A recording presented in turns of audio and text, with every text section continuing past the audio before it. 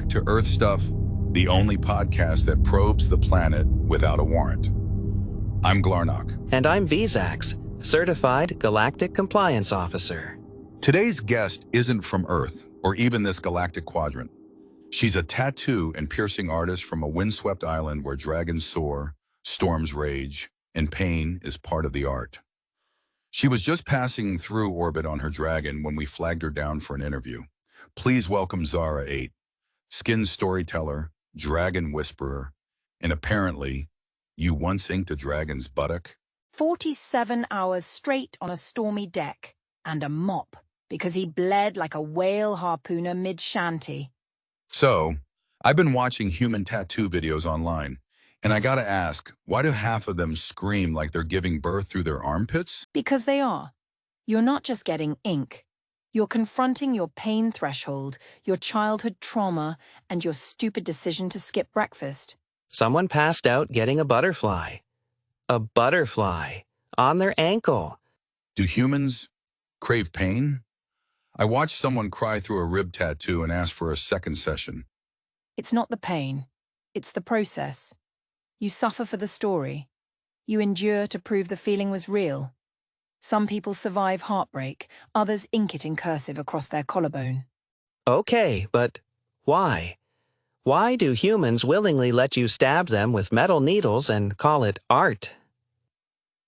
Pain and purpose means it's sacred. In the village we carved stories into shields. Now I etch them into skin. It's like a diary, but one that bleeds and never forgets. Fascinating. So that flaming skull on Todd's bicep isn't just poor decision-making? Could be grief, honor, or someone who just loves watching things burn.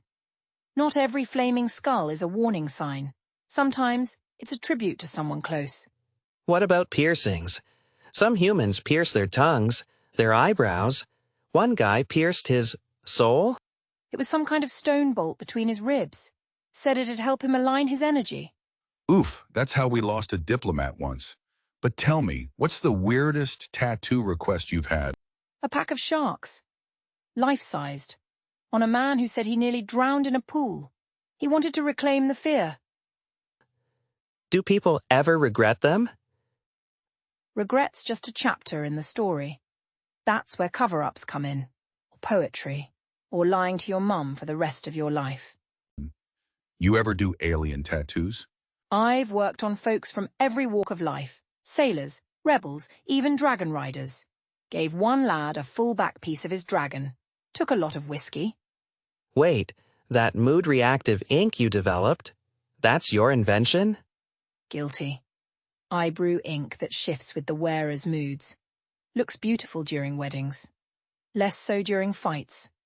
One couple found out he'd been cheating mid-ceremony. The ink turned black. So did her heart. So tattoos can betray you now. Good to know.